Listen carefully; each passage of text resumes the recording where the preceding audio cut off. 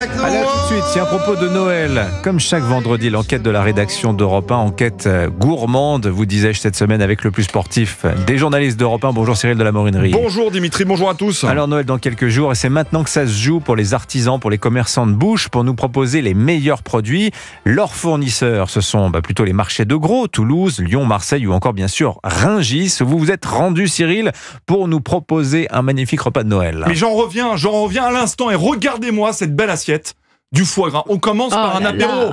C'est le meilleur foie gras de France, c'est la Maison Masse 1884. C'est une maison plus que centenaire. C'est un foie gras qui est magnifique. Vous en trouvez évidemment chez vos artisans et vous pouvez. Il faut le goûter, hein, Dimitri. Ah, il n'est pas trop tôt là, non? Mais non, bien sûr que non. J'ai commencé très tôt ce matin.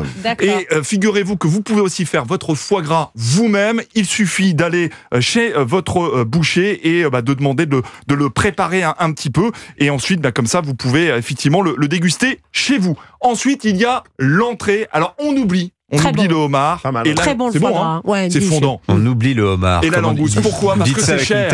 Mais non, mais parce que c'est cher et que j'ai quelque chose de mieux à vous proposer. Christophe Bordet, le rédacteur en chef, Philippe Battistelli aussi qui est avec nous. Regardez-moi ça. Ce sont des huîtres. Mais bien sûr, à Noël, on se fait plaisir. Une bourriche pleine d'huîtres Gilardo. J'en viens, elles sont toutes fraîches, elles sont ouvertes, elles sont pour vous. Et quand on commence le matin avec des huîtres, c'est iodé, c'est magnifique. Les prix en plus ont baissé de 22%. Écoutez, Bruno Gauvin qui m'a accueilli ce matin de la maison Gilardo. Vous allez en ouvrir une pour nous, mon cher Bruno. Nous ici, on vend de la spéciale Gilardo. Donc une huître qui est très charnue, longueur en bouche et qui permet également aussi de la cuisiner. Donc l'huître, il ne faut pas la gober, il faut la mâcher. Vraiment, il y a de la mâche et c'est vraiment très agréable. Et ce que je conseille, au lieu de mettre du citron ou du vinaigre, c'est d'essayer avec du poivre. Vous voulez essayer ? Pas mal, oui. L'huître au four avec sabayon, terrible. Excellent. Le plat principal, Cyril, qui met d'ailleurs, je note, le foie gras, lui, il le met sur la croûte du pain. J'avais jamais vu. Alors j'ai fait ça un peu rapidement en arrivant. Excusez-moi. Mais il y en a encore là, dans la rédaction, vous pourrez en goûter. Alors, cette année, le menu, on revient aux traditions, les volailles festives, le chapon farci, la pintade, les dindes rôties, avec une bonne purée de pommes de terre, avec beaucoup de beurre s'il vous plaît, des châtaignes au four aussi, c'est excellent, mais j'ai encore mieux, Romain Marzé, ancien second du Georges V. Ça va être un dos de chevreuil avec un petit jus en fait aux herbes, mariné légèrement à la baie de genièvre, avec en fait une purée de céleri et poire, et dans lequel on va rajouter un petit peu d'acidité amenée par du citron. Ce sont des beaux produits à faire.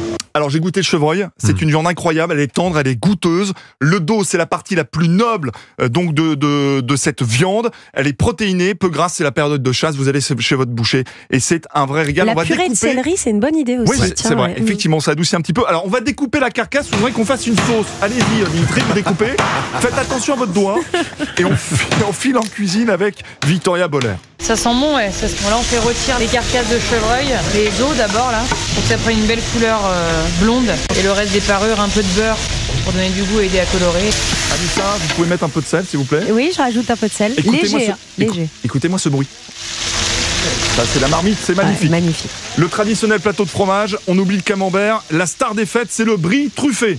Ah oui, bien sûr. Là, on se fait plaisir à Noël. Le dessert, Cyril, pour conclure. Alors, la bûche de Noël, bien sûr, c'est pas mal. Mais je vous propose, regardez, elle est là en studio, la panettone d'Italie, la dolce vita, avec des raisins secs, des fruits confits, des zestes d'agrumes, accompagnée d'une salade de la maison Bratini de Boris Richaud. On va partir sur une base de pommes et de poires. On va aller mettre du litchi de la Réunion. On va aller découper un petit peu d'ananas Victoria. Et puis je pense que là, on a terminé un repas de Noël. On peut passer au cadeau. 25 € par personne, ce repas de Noël. Moi, je veux passer Noël avec Cyril de la Morinerie. Il met l'ambiance. Et on n'oublie pas le champagne. Voilà. Avec modération, évidemment. Avec modération.